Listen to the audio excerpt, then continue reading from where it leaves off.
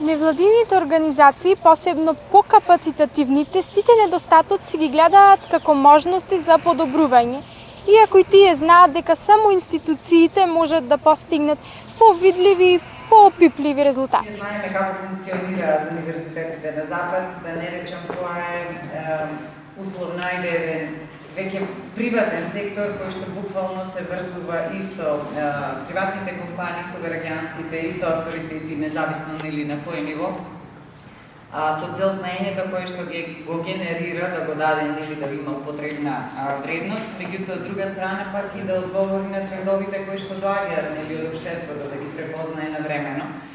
И ми се чини дека ќе даде голем добар резултат во Пелагонискиот регион да го почнеме да работиме на тој начин, затоа што на крајот од денот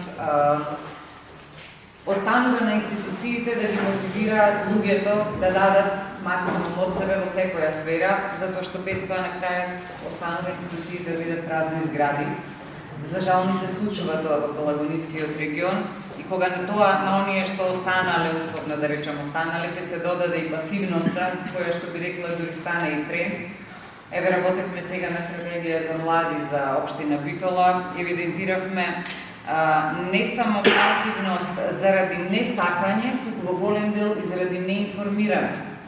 И во таа насока да се навратам на ова што е иницијатива од универзитетот, па и на овој ваш проект, навистина ценам дека е моментот дојде институциите да подадат рака кон граѓаните и да бидат тој мотивирачки фактор на атракција за вклучување нивно во проекти и во најразлични активности. Пролокал работи на територија на цел регион. Тука ние председателот на регионот имаме одлична соработка со општините, навистина веќе во изминатите, не знам, повеќе можеби од 15 години.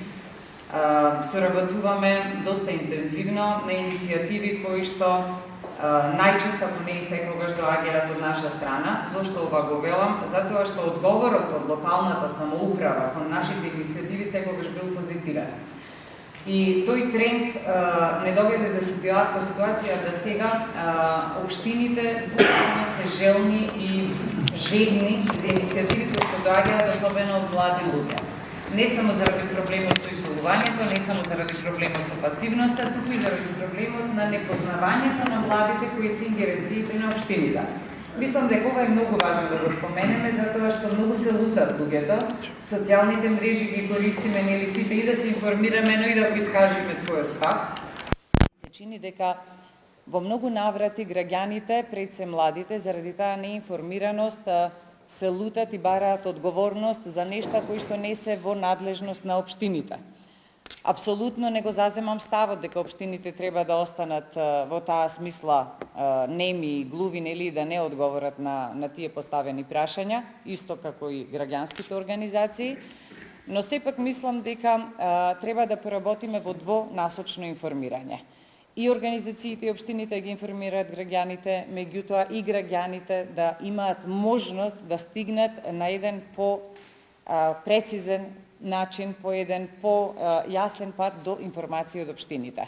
Ова за кое што зборуваме овде, нели, отворени податоци, отворени општини и така натака, да се навигира низ веб страница можеби не е толку тешко и не е предизвикувачки, меѓутоа верувајте, од едно истражување кое што го правевме минатата година на ниво на Пелагонискиот регион, разбравме дека граѓаните многу често остануваат покуси за податоци кои што се поспецифични или пак не се дадени доволно прецизни и на крајот повторно немаат употребна вредност и мораат да се обратат повторно до локалната самоуправа, да одат на шалтер за дообјаснување и така натака, односно се уште во Пелагонискиот регион не можеме да кажеме дека сме подготвени да го тргнеме човечкиот фактор од рвенката и дека можеме да зборуваме целосно за дигитализирани услуги, каде што граѓаните можат да пристапат до податоците на тој начин.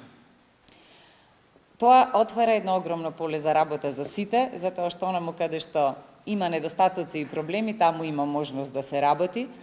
И ценам дека само заедно со вклучување на сите заинтересирани страни може да направиме промена кон подобро, кон позадоволни граѓани, на крајот од денот и ние како граѓански организации ги застапуваме граѓаните и она кое што го работиме треба ним да им даде повисок квалитет на живот.